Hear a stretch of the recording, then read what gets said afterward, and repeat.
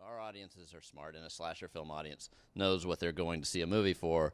Do you really need to give a ton of backstory, or can we cut to the chase and get to what's scary, get to what's fun, and get to what makes this franchise unique? Well, the audiences hate it. The audience hates ambiguity and uncertainty. They hate it. And I'm talking about the wide audience, because you have to make movies for it.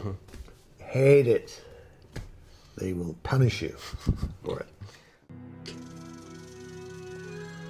Whatever you see, whatever you can't see, whatever you think you see, is out of your control. You're at the mercy of the filmmakers. The subverted trope is what we use as writers to play with the audience expectations. If the hints we drop play out differently than expected, that's trope subversion. Ends, which has a lot of rhyming and layers outside of all this. The focus on trope subversion is the main tool we use here to break down this film, as it defines a lot of how this Rubik's Cube was configured. When you have an introduction used to establish either an untruth as misdirection or truth of a moment that is subject to change down the road as the character arc evolves. It's also used to display perception of a character by other characters in the story. In Laurie's case, she's first introduced in 2018 and it ends as a psycho and partly to blame for Michael's massacres. Although the town's perception at the end is a 180 and they now look at her as the hero, the savior who defeated the boogeyman, who she was their entire time didn't change. Just the people's perception of her. Just as Michael's introduction in her life made her believe something about him that was never true to begin with. In her mind, he became a supernatural force. Hint, hint. These are visual cues that relay a common theme or meaning between similar and contradictory events or things present in a story. Anything you like. It's always called the thing that the characters on the screen worry about, but the audience don't care. The MacGuffin of the Halloween franchise is none other than Michael's motive for his actions and his resilience. It's unimportant in moving the story forward, but the characters are going batshit trying to figure it out. Similar to the briefcase in Pulp Fiction. Establishing important details in subtle ways that foreshadow their importance or usage in the story. Think Dr. Sartain's ink pen in 2018, or the rattle of Allison's car in Ends. The greatest villain protagonists are usually introduced in a heroic or a sympathetic type of manner.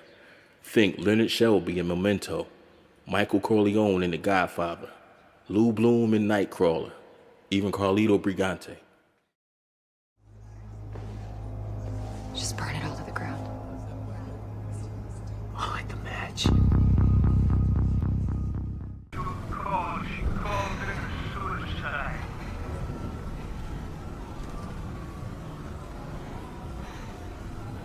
The ambiguity of language between people allow a single statement to carry multiple meanings in different contexts. You're gonna do it or you want me to. Could mean, am I paying for dinner or you? Or it could mean, you gonna jump off that roof or am I gonna push you? Tricky, tricky wordplay. Sometimes a person can tell you the truth in a sarcastic tone and you'll think they lying. Trust me. Foreshadowing is the toolbox that carries the tools. If you see it coming, you were meant to. Something a character did or said in one context actually means something else entirely. Before we can use our tools, we need you. We need a client, an experienced viewer that knows, well, thinks they know what to expect based on typical experiences. We can't use the tricks against you unless you know what they are and when to usually look for them.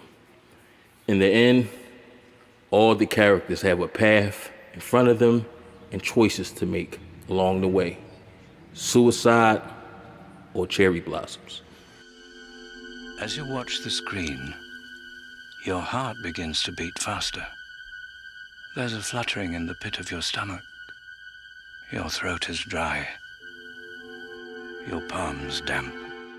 We definitely thought about it in a bigger picture of where we would go if we had more, but I think we were both of the mindset of, like, let's just see if we don't, like, blow it with this one and not get ahead of ourselves. Yeah, there was a point where we were talking about doing 2 at one time and thinking, wouldn't this be ambitious? And then, yeah, we got a little scared trying to get it, didn't want to get ahead of ourselves. I'm curious, from when you...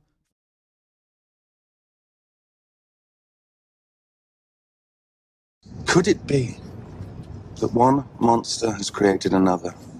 Now he's turning us into monsters. You could hear those monsters say, hey goo, you're cool, at the midnight monster drop. There's something delicious about fear, especially somebody else's. Fear. Here, there's a pattern of showing the fear in the eyes of Michael's victims to accent the point. The terror. The shock. What do? Do you fight back? Do you freeze up? Everybody's different. I'm 21 years old. I don't get scared.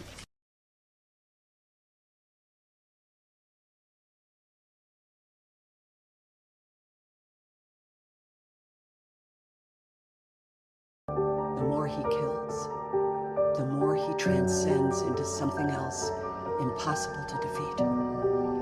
Fear. People are afraid. That is the true curse of Michael.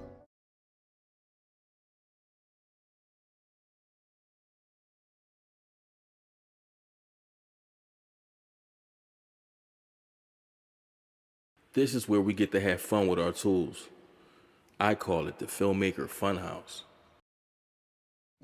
To bait the dog, you gotta sprinkle in clues that reveal the true face, but look normal on the surface. Like Corey's mother. He's been repressed his whole life by her, not just the last 4 years. That's made very clear. He's shown to be sympathetic, but also shown to be rageful, all before the opening credits.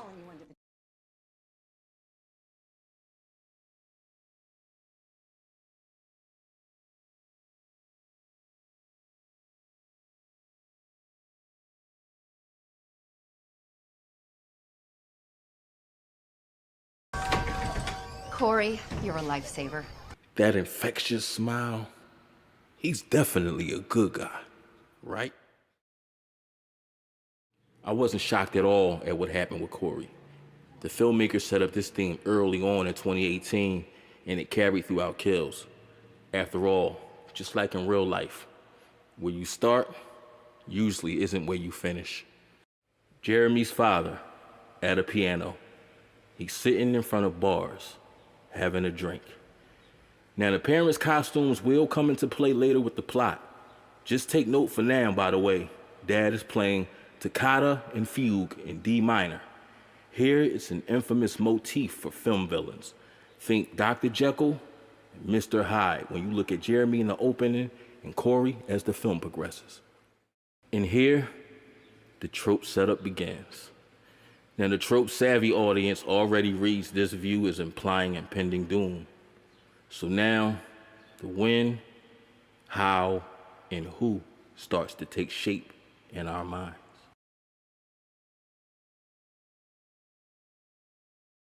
Jeremy appears as the Wolfman. We all know the Wolfman transforms from a regular guy into a monster at the appropriate time. Crash landing! Oh! Can you show me how to make a thunder bomber? #1 of all time? My dad can do the... Now, in this paper plane, it will also come into play later. But right now, it's used to sell us the idea that this little kid really likes Corey. Establishing the idea in our minds, this is a sort of new Tommy Doyle and Laurie dynamic, while also installing the trope known as character intro. You can call it the bait and switch. Here, we get a reference to Danny in Halloween 6, where he was hearing voices. He talks in his sleep. Says he hears voices. He's just really sensitive to things that give him bad dreams. Right, all that just sounds like normal kid imagination stuff, right? The voice man, he's here. No one's there, sweetheart. But I've seen him. He says things, bad things. This is where Jeremy's true colors come out. We learn fast he's the exact opposite of Tommy Doyle. He believes he's safe from Michael. Well, he doesn't know how to make any sense of last year's events. He's made up his own version. Plus, we see that werewolf in full view, here in more ways than one. The boogeyman is coming for me. It's only a movie. It's only a movie. But sooner or later, it's time to go home. Look, man, we can shut it off if you're scared of monsters. No. You're scared. And he's coming for you. I'm 21 years old. I don't get scared. But he's not gonna get us. You're scared because you know Michael Myers is Boogeyman's gonna get you. He's not gonna get me. Michael Myers kills babysitters, not kids.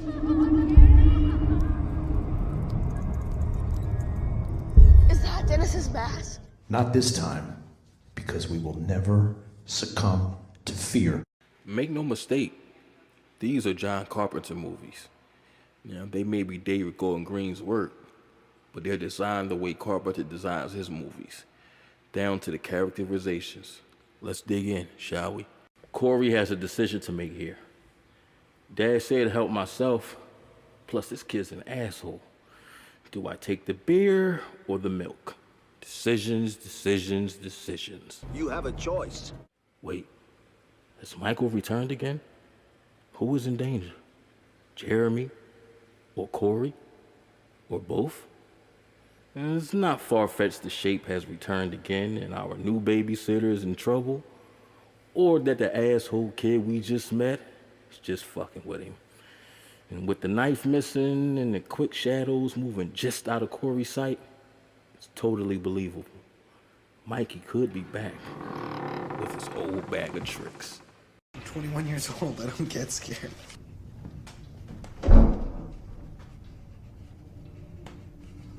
You have a choice. I'm 21 years old. I don't get scared.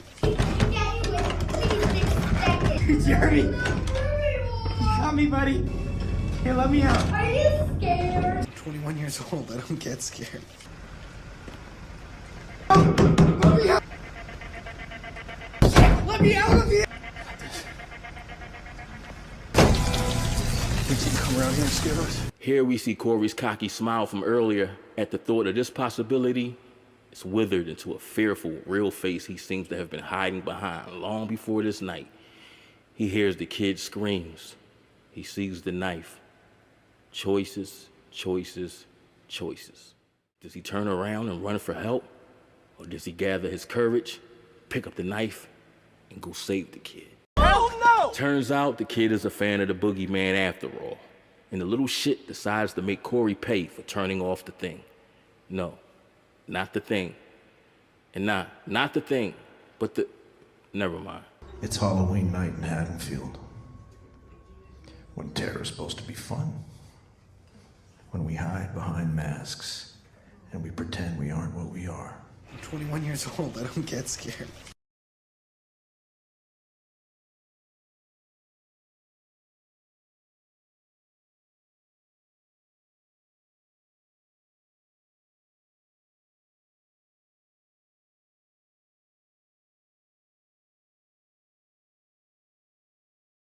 At this point, it's all but clear. What we end up with is the inverse of Halloween 1978's Cold Open. As this whole trilogy has consistently toyed with, the role reversal is ever present here. Instead of the babysitter killed by the kid's killed by the babysitter. What was that? Crash landing! Both killers end up completely silent, holding up a knife, staring at the parents of the victim. Crash landing.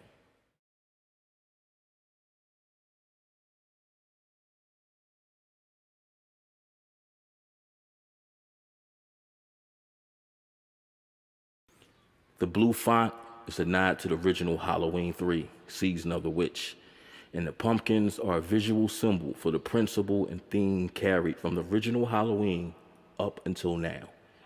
Evil has many faces. Michael is but one. Charlie Bowles, one. Sartain, one. Colonel Cochran, one. And as Dr. Loomis said in the original Halloween 2, Samhain isn't evil spirits. It isn't goblins, ghosts, or witches. It's the unconscious mind. the uncarved pumpkin represents Corey's story, the final shape to emerge from the darkness. As it opens, we get a brand new perspective on the evil from the inside, a nod to Rob Zombie's take on Michael and his reimagining.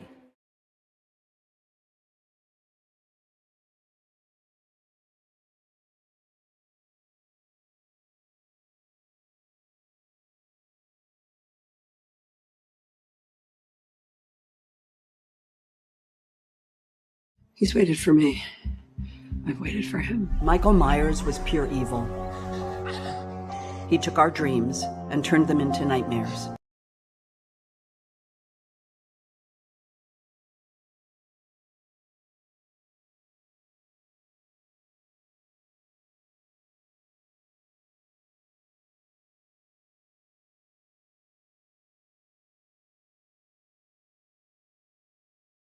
Haddonfield's a shell of its former self. Although the Myers house was finally demolished and a manhunt ensued for a bit, the shape avoided being caught. But if you're trope savvy, you already know he's hiding somewhere. Truth would evolve into legend. Wasn't it her brother who, cold-blooded mutilated all those teenagers? The night Jeremy died, other chaos was in play across the twisted town. Attacks, murders, paranoia. Was it Michael? Some have been traumatized by him. Others have been inspired by him. Some are completely destroyed by him. Now, Sandra's sister may not know Laurie and vice versa, but the reason Laurie is not surprised at the sentiment when she explains herself is because part of her agrees with the lady. She said it herself in 2018 after finding out the truth. Michael wasn't after her. Karen blamed her. She blamed herself. Some victims and their families blamed her as well. Only person I blame is Michael, but that's just my opinion. It's all happening. Michael's masterpiece. He created this chaos, but I'm the one that brought it all onto Haddonfield. Because of the hysteria that you caused when I trusted you, she put us in his path. He murdered my husband. That's what happened. She teased the man with brain damage and then he snapped. No, that's just a bit that some people made up to make him feel better, I think. You tempted and you provoked that man when you should have left him alone. But because your boogeyman disappeared, they needed a new one. Because of you! My friends are dead. Because of you! My parents are dead. Because of you! You're the one that's capable of fucking harm! I could have made all this go away. It was that night that you were attacked. It's not your fault. It's mine.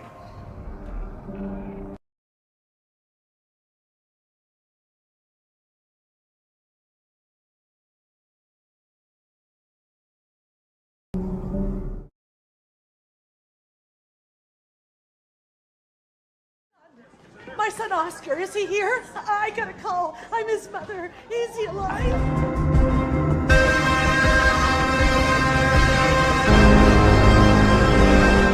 Oscar's mother, dressed in a similar costume to the one her son died in, killed herself on the anniversary of his death. This is when Laurie made a decision to get help. It was either that or become one of the victims of the chaos she's seeing as the fallout of the massacre over the years. Choices, choices, choices. The suffering Michael caused became an infection, passing on to people who never even crossed his path. And as the town turned in on itself, I made a promise not to let fear rule my life anymore. Michael's doctor. He is the one that took him there. He knew where to go. And he's the one that brought them together. It was his obsession, not Michael's. He's after me. No, he's not. Frank! He's not. It was the doctor that took him to your house tonight. It wasn't Michael. It's not about you. I was wrong to raise you the way I did, but at least I can protect you.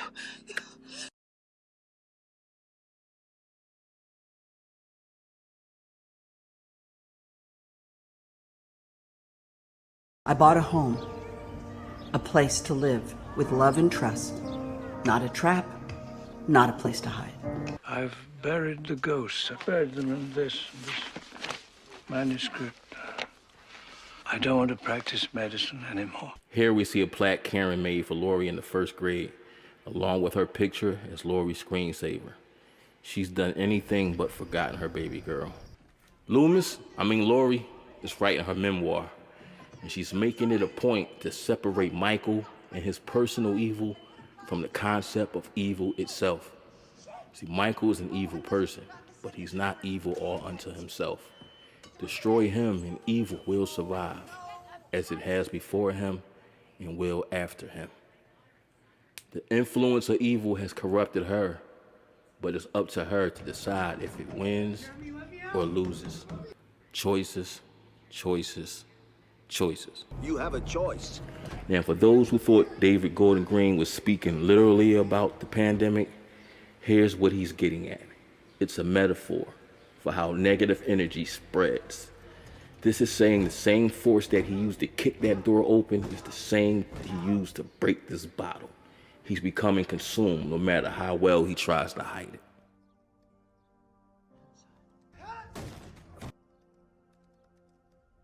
Not dead. Just very much retired.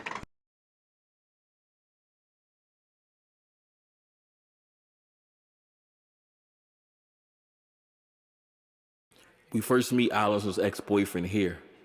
Daddy issues blaring. Sorry, darling. He can't protect you any better than Ray could. Pulled you over because it looks like your muffler's about to fall off. Better get that fixed for you. I have a bigger problem with you. Okay, Kills made it apparent that it's obvious Michael treated his wounds the best he could. Then he got the fuck out of Dodge. With his house gone, his beacon destroyed, he has a choice. Wander aimlessly or create a new home. Ominous, distorted version of the Halloween theme. We know who's hiding in there. We're trope savvy, right? The interaction with the bullies drives a point home that was first raised when Jeremy locked him in the closet. By the way, Paul Brad Logan, one of the writers, was bullied by band geeks, as people like to call them. Nice little fun fact. You have a choice. So the kid's walking in there with 30 big ones, and the legend, me, I'm walking right in with him. 5 minutes from now, we're gonna be on the streets with 30 grand worth of very sweet candy.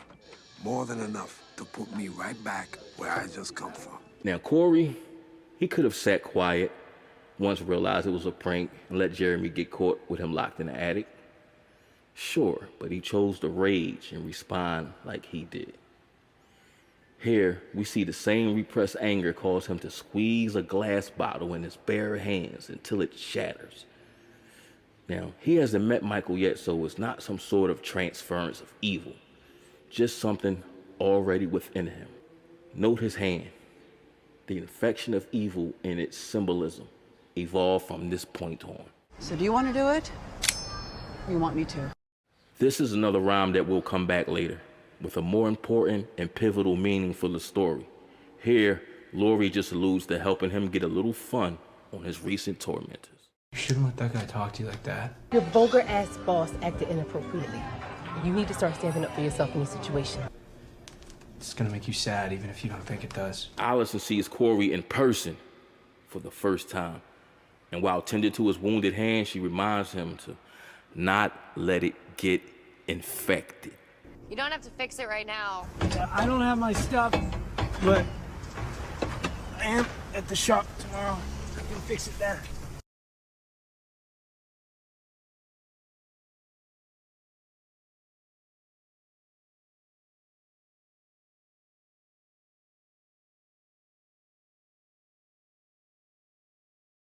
Why can't the bicycle stand on its own? No, it can't. It's got a kickstand. Because it was too tired. Oh, man. I got peanut butter on my penis. Allison misses her dad a lot. She wears it on her sleeve. The jokes she tells, the awkward humor, reflects Ray's personality. Also, this scene eerily reminds me of one I saw somewhere. Well, I thought that you'd think I already know, and you'd think, forget it. We should go out sometime and do something. I'm gonna be late for dinner. But, I appreciate the hand. Feels better already. Almost 6. Hey, listen, Julie, can I talk to you later? See, I didn't call Aunt Cheryl, and you know how she gets about dinner. Call her now. I can't. I gotta go home. Something I gotta talk to her about. Oh. You know, you need to find someone that can let go, that makes you want to rip off your shirt and show grief your fucking tits and say, you know what? Let's go. Corey's home life, we get a sort of an inverse of Michael's family dynamic in Rob Zombie's Halloween, where this time around, the mother is sexually interested in the son, and the stepfather, Ronnie, is the one who works and is looking out for the boy. Another foreshadowing tool here. We first see it used as everyday usage, just like the compactor in the beginning of the movie, or the pitchfork in Kills. I'm gonna go help Ronald fix the rattle. Your car's. I don't care about the rattle. I came to see you. Meanwhile, Corey's bully, like Michael's bully in Zombie's version, is also abused by his father. Vital information for Corey to find out here. On a goddamn automobile. Fucking genius. Your father fucking hates you. Fun little Easter egg. Allison's friend is dressed like Sammy in Halloween 5, by the way. That's Nick Castle, the original Michael Myers, reprising Linda's "See Anything You Like" line for Corey, carrying on a tradition of Halloween sequels having actors return as different characters. Hey, we finally got to hear Michael Myers speak. I'm going to go out on a limb and guess Corey is not going with the milk this time.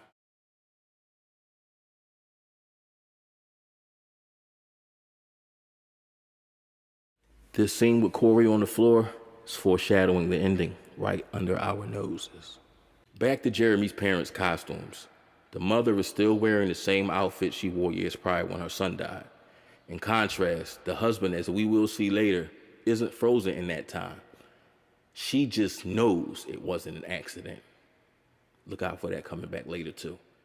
If I was a betting man looking at this color scheme, I guess that blue is representing the sadness, hopeless feeling that keeps showing up for Corey every time he tries to enjoy himself. And that red creeping up is like his growing rage. Just me being artsy-fartsy. For the second time, dazed out, Corey is nearly hit by a car. I'm starting to wonder, is he going to be hit by a car in the end? Something about a car is going to be his undoing. We can feel it, right? The tribe. One of their number was butchered. This is the wake. Now, this was something politely set up earlier when we got our little first brief hint of where Michael was. At this point, if you're trope savvy, this should be in your mind as you're watching this. At least on a second watch. While Corey's being accosted again, our good old friend Michael Myers is listening down below. You gonna murder us same way you killed that kid? He finds out Corey is a killer, and this gives him an idea. I didn't push nobody. He fell. Bullshit. He fell? Yeah, that's my story. Yeah, that was Corey's story too. And you wasn't buying it, so, by the way, Margot is definitely dressed like Chucky. Megan Baxter has been missing since last Halloween night. I'm gonna go out on a limb and say Michael ate Megan Baxter. He got hungry. Was Corey intended to be dinner until old Shapey saw a better opportunity? Well, we'll see. There's nothing out there, Chucky.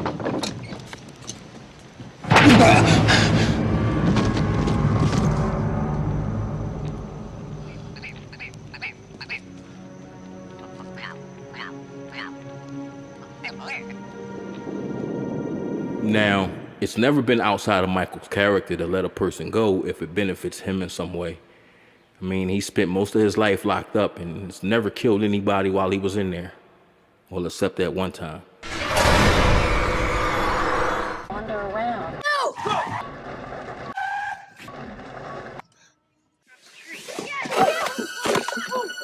what the fuck? Hey, sorry, but sir. Okay, these are kids. Maybe he only lets kids go.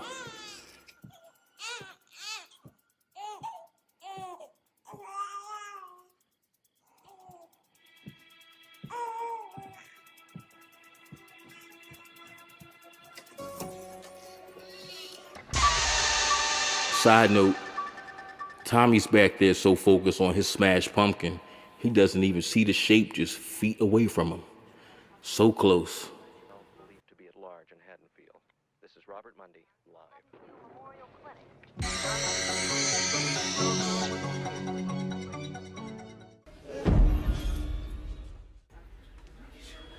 He took her car and let her live?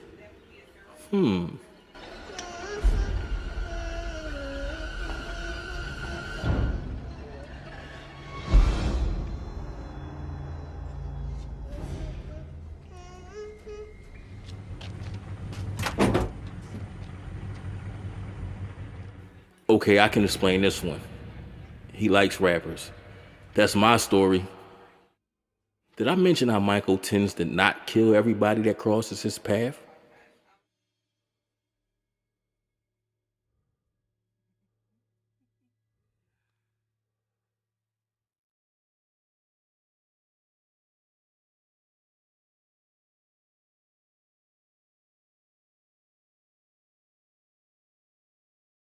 Here we see Corey's life flash before his eyes, using a cinematic trope called life review. It's used to denote either a character's death or a near-death experience. We will see this happen again at the end of the film.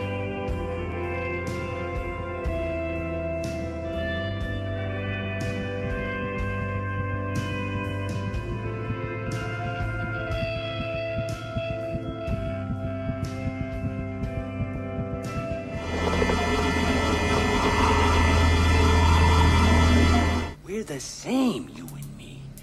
We're the same, don't you see?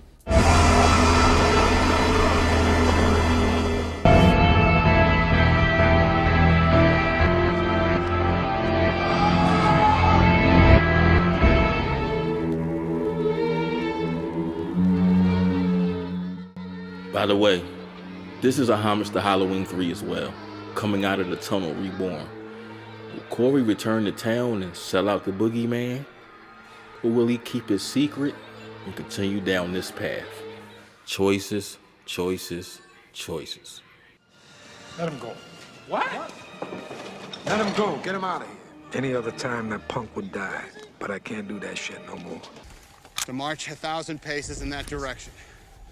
Then he can take off the blindfold, will be gone, and he turns himself into the first Allied patrol he comes across. You gotta be kidding me. We'll let him go? We're the same, you and me. We're the same, don't you see? We are not the same. Say, can you see? I say, can you see? I say. Two major things are happening here. One, up until this point, Corey believed he was a good guy with a raw deal. But the fact Michael let him go negatively influenced him on this matter. The idea is, he's evil, I'm good, so I don't stand a chance. But being spared convinced him he was the wrong one and he was evil all along. Two, as Michael is choking Corey out, his life flashes before his eyes. Michael, this is my assumption, sees a familiar emptiness and decides he can use it to his advantage and let him go. Or maybe he was too weak to play with his food and said, fuck it. We'll see. You see that man there? He walks amongst us, brother. He's very angry. You take people in there now and then. he let you live? I'm Michael Myers. You have a choice. I'm not done with you, little fuck.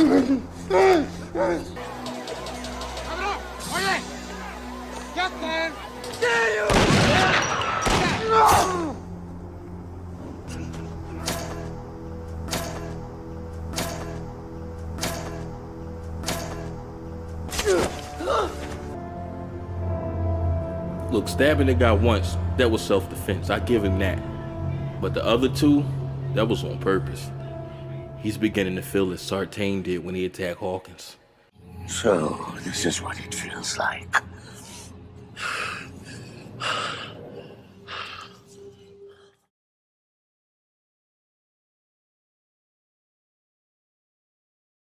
You have a choice.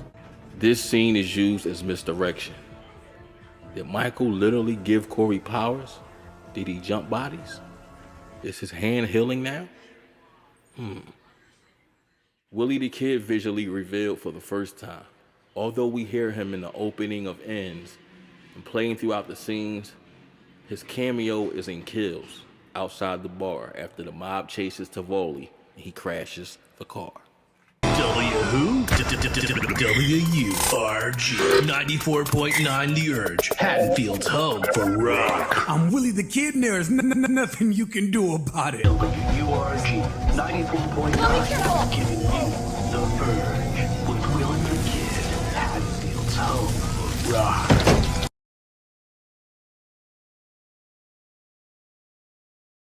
I got nowhere else to go!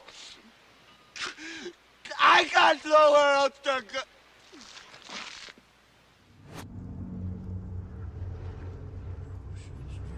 This is where we get into one of my favorite setup tools, Chekhov's gun. Both the scenario with the burning pie and explosion in the microwave foreshadow the final showdown between Laurie and the Shape. The latter also serves as a way for Laurie to explain further the elements at play. Hey. Just let me be mad. Why can't I be mad? You can be mad, you can be very, very mad, and you can smash things. Just be careful. It's addictive. You have a choice. Laurie is no longer worried about Michael, but Corey is a whole new ball of wax. That look she saw in Michael's eyes, she now sees it in Corey. We both know he's alive, but you know where he is. I killed someone. Now, while the audience knows Corey is talking about the escape patient near the tunnel, Allison assumed he's still talking about Jeremy. She doesn't know about his run-in with Michael or the patient, so she has no reason to think otherwise. Plus, we see where he takes her, and this is also when we find out she's been infatuated with him for years. I heard what happened. I know it sounds crazy, but when people would talk about it, it was like I knew you. Like I was looking for you. And then she brought you to me.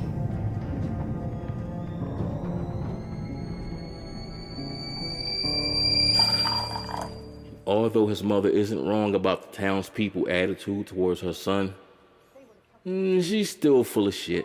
She wants him all to herself with her nasty self. Crazy bitch! Oh, baby. Corey feeling himself now that he got the boogeyman for a friend / mentor or whatever. At least for now, anyway. Doug Mulaney,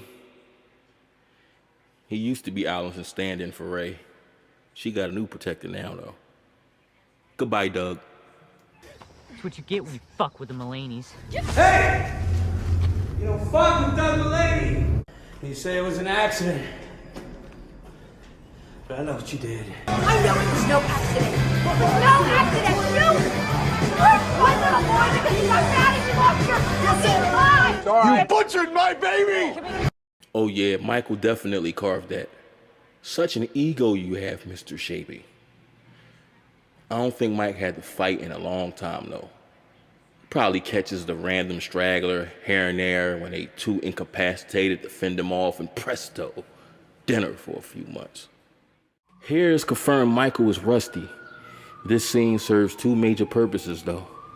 One, Michael is reinvigorated after the fight, still dying, but he still enjoys spilling blood. Number 2, Corey becomes disillusioned with Michael. This isn't the invincible boogeyman he's heard 1,000 stories about. He's just an evil man in a mask. This begins a rift between the killing duo. Hold this in your hand for later. Show me how to do it. Okay. Show me.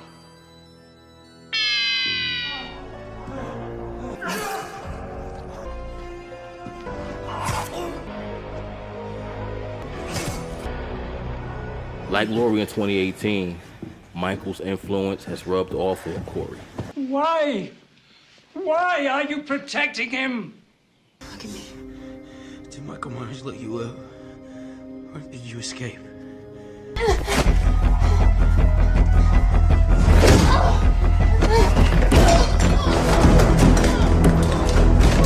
Do it! My mother saved me. Let's go upstairs. Okay.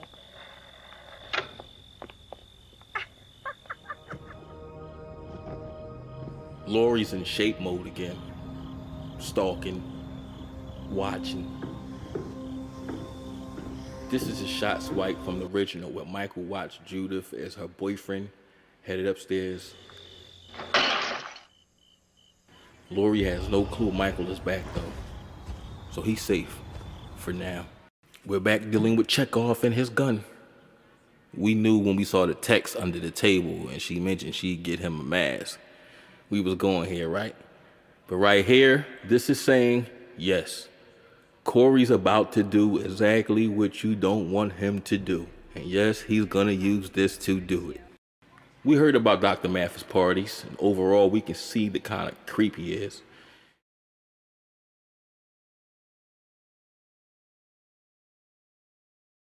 That corkscrew is obviously about to be a murder weapon. Vanessa wanted to punch Dr. Mathis in the face, but we think this will suffice. Clumsy Corey, clumsy Corey, clumsy Corey.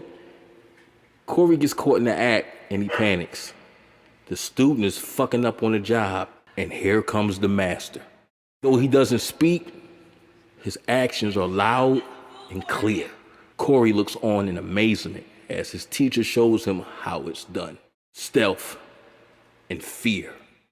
He's taking notes. Corey sees the terror Michael's visage invokes and starts to believe that that's what he needs to be seen as a threat. The plot thickens.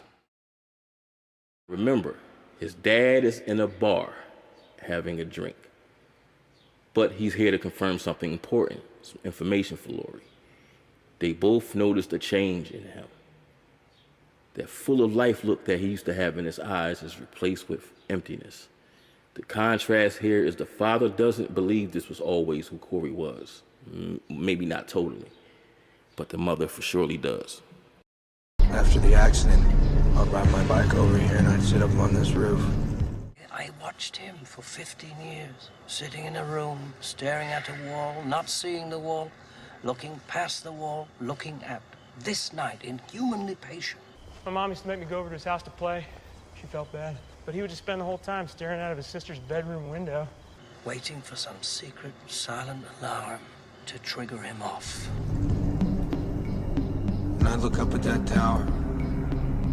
Wonder if I could climb to the top. Michael, go home! Go home! This house is sacred to him. He has all his memories here.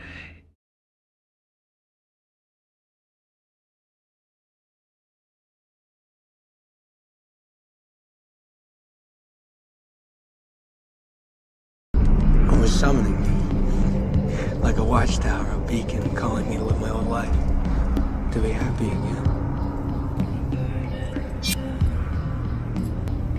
I have something like that too. It's theirs. It's their wedding rings.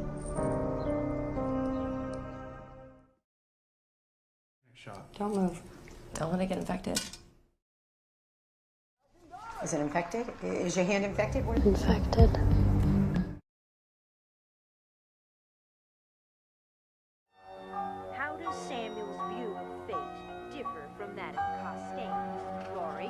no bliss. His message is totally hopeful, even in the most disparaging of conditions. Happy Halloween, Michael.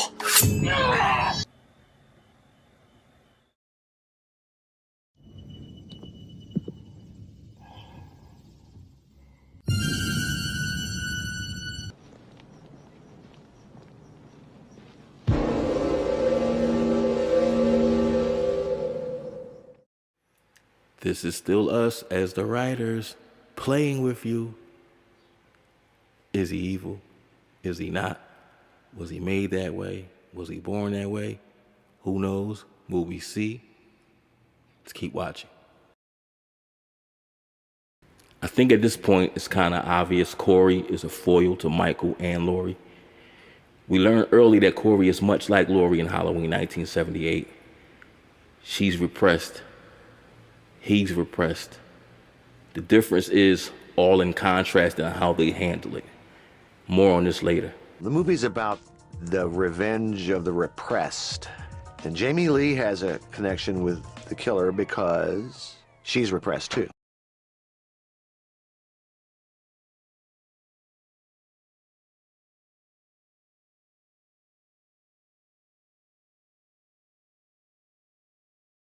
You know there are two kinds of evil. Samhain isn't evil spirits. It isn't goblins, ghosts, or witches. There's the evil that exists as an external force that threatens the well-being of the tribe.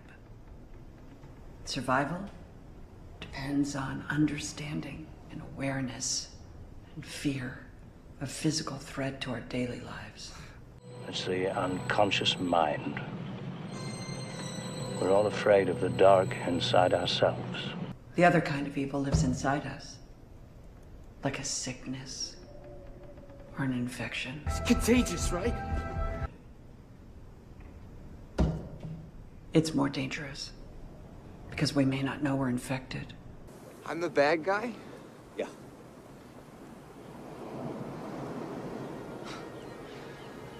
How'd that happen?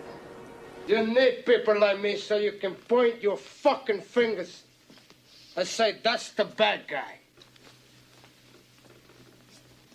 Am I a bad person? Are you? Well, we're both fucked up.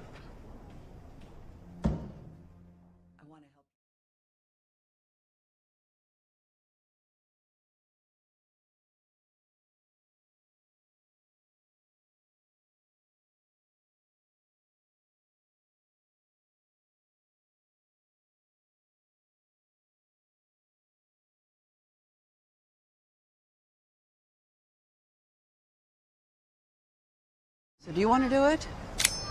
Or you want me to? You want to do it or you want me to? If I can't have her, no one will. You should give in. You should surrender to that feeling you had the first time you ever looked into his eyes. Don't you want it? I know, I've seen his face. You never looked into his face, did you? Don't you want it? I looked in his eyes when he took off his mask. You never saw his eyes. Don't you want it? The blackest eyes. The devil's eyes. Don't you want it? I saw the look in Loomis's eyes. You never saw that nothing, no expression.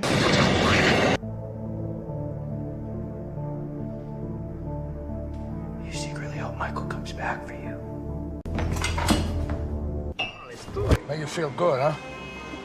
Make you feel good to kill a mother and a kiss, huh? Make you feel big. Big man. Well, fuck you. You die, motherfucker!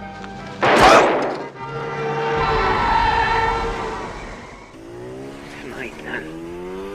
Will you meet me at 9 o'clock? At the diner off 74. We need to talk about your grandmother.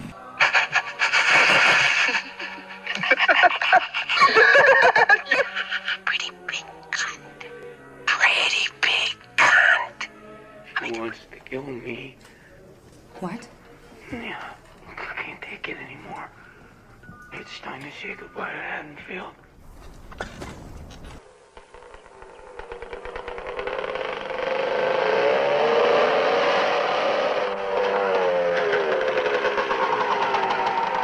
So originally, I was actually supposed to be the killer in H2O. Little known fact, there was a version of the script when I first auditioned in which Charlie was essentially a copycat killer. And he was paying homage to Michael Myers. And of course, that doesn't work out so well for Charlie in the end, because you can't steal Michael Myers' identity and get away with it. You got something I need.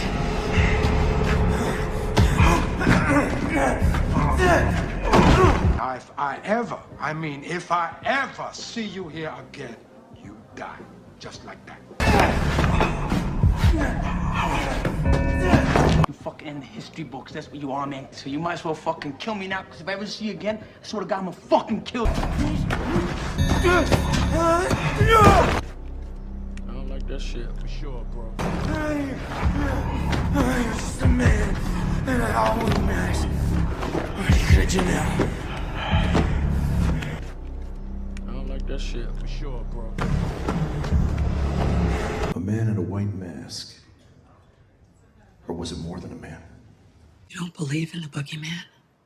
I believe in Michael Myers, a deranged serial killer, but the boogeyman, no. Is he real? Who knows?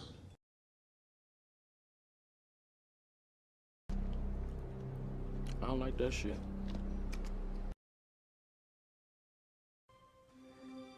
You said they were friends, Guayo. But they ain't no friends in this shit business.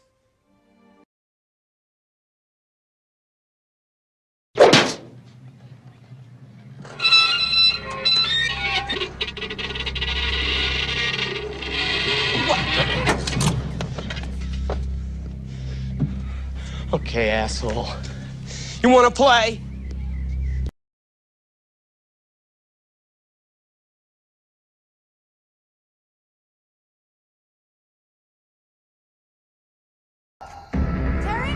Billy's dead! Say hello to my little friend! You wanna play rough? Okay. Stay calm. I'm gonna get you out of here. Don't worry.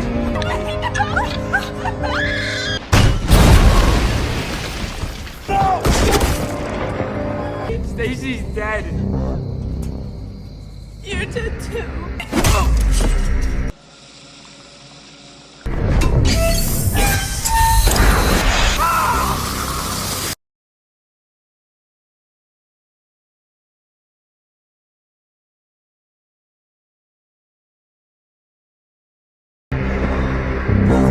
Say something.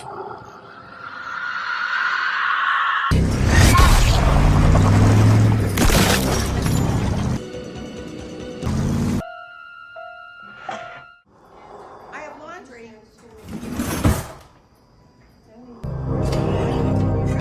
Good. A little ice cream? A little cookie?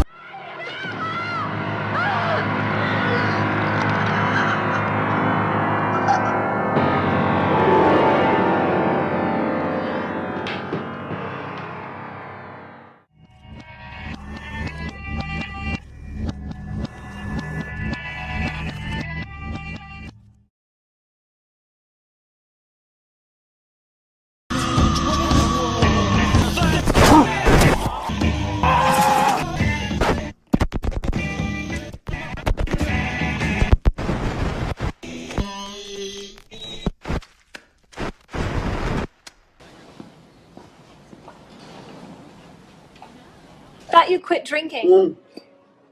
Mom, what are you doing? What is this?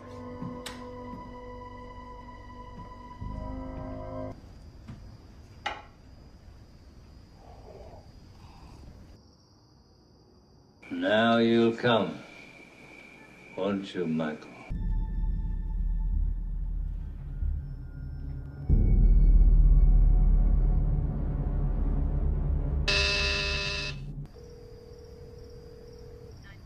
Yes, I would like to report a suicide. 1206.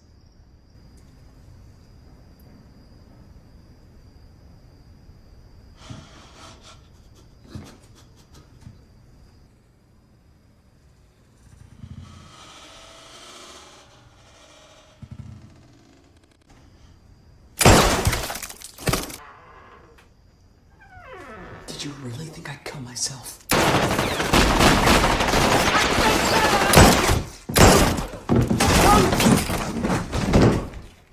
You came here to kill me, so do it.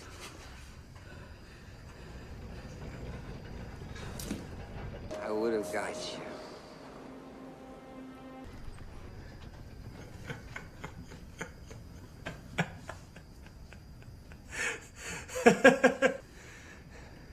If I can't have her.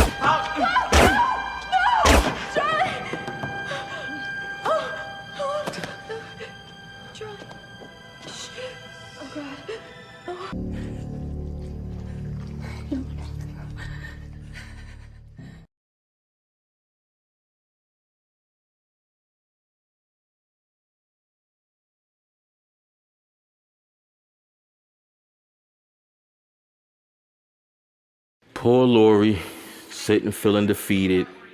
Corey's won. Allison's gone. Wait, she notices her door has been reopened. Those survival skills automatically kick back in. Say goodnight to the bad guy. Come on. While Corey is being disposed of, Lori, again in shape mode, doesn't run out the door, but she locks herself in with him and quietly moves her piece on the chessboard. Told you that microwave was gonna come back and play. And the fire extinguisher. Lori and Michael have a brutal back and forth, which leads to Michael making a familiar but costly mistake. Lori again capitalizes on this mistake and turns the tables on Michael, both figuratively and literally.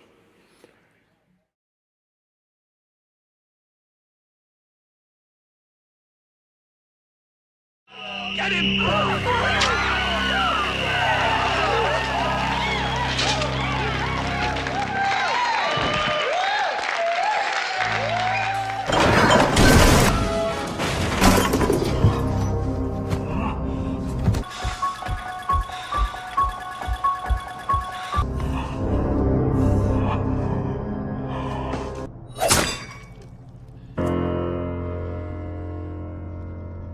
I don't care what nobody say.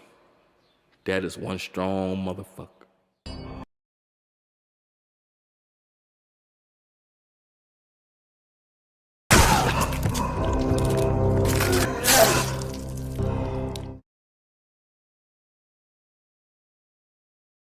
What about the boogeyman? There's no such thing.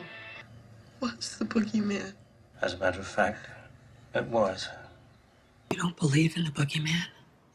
I believe in Michael Myers, a deranged serial killer, but the boogeyman, no. Well, you should. I've run from you. I have chased you. I have tried to contain you. I have tried to forgive you. If you could have seen her for therapy, sobering up, and me. I thought maybe you were the boogeyman. No. You're just a man who's about to stop breathing.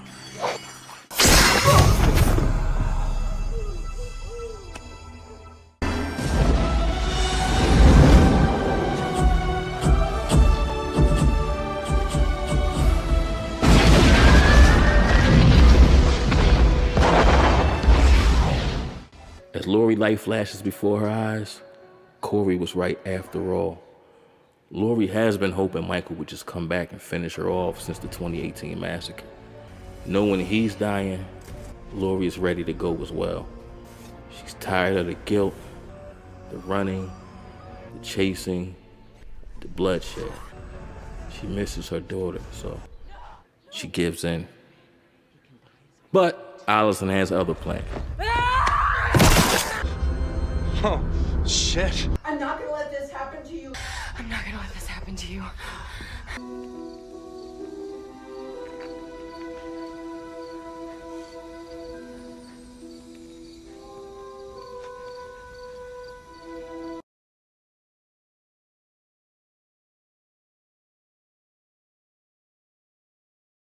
I'll be with him to make sure his light is extinguished.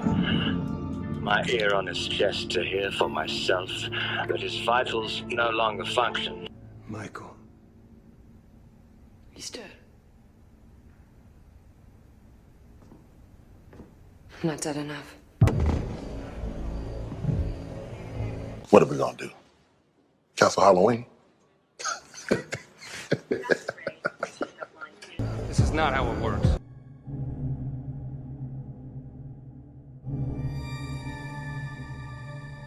It is tonight.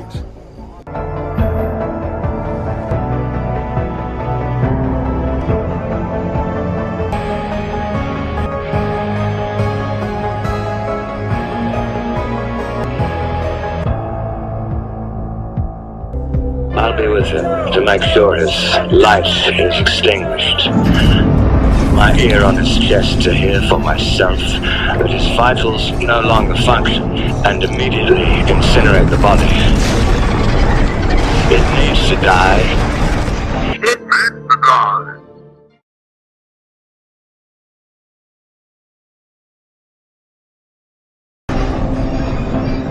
The body of Michael Myers was disposed of in a midnight procession. There would be no tombstone, no memorial. The mysteries were put to bed, and the story as we told it was to fade with time. Lori finishes up her manuscript, and Allison heads out into the world, out of Haddonfield, with her beacon to guide her.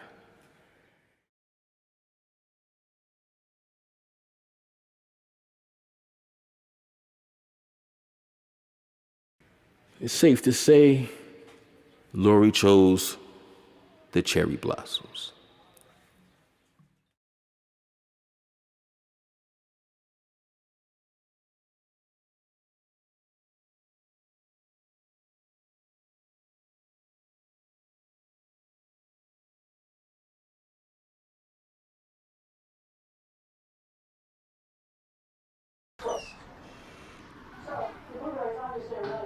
And then when it's already...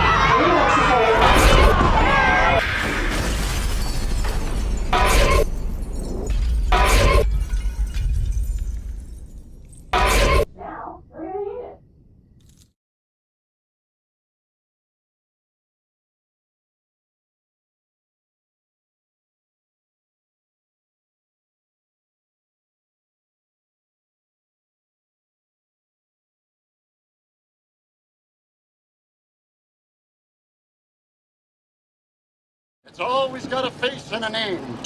Evil doesn't die. It changes shape. You can't kill damnation, mister. It don't die like a man dies. Lori's trophy sits on the table. No magic, no cult, just rubber, blood, and dirt. Michael's personal reign of terror is over. But elsewhere in the world, somebody else is fighting their own boogeyman. Because evil never dies. It just changes shape. There's two sides to evil. The known and the unknown. Corey and Sartain represent the known. We see exactly what fueled their motives. whereas Charlie Bowles and Michael Myers represent the unknown. We have zero clue why either man chose their path of bloodshed. But for now, the carnage of Halloween ends. It's only a movie. But sooner or later, you must leave the theater.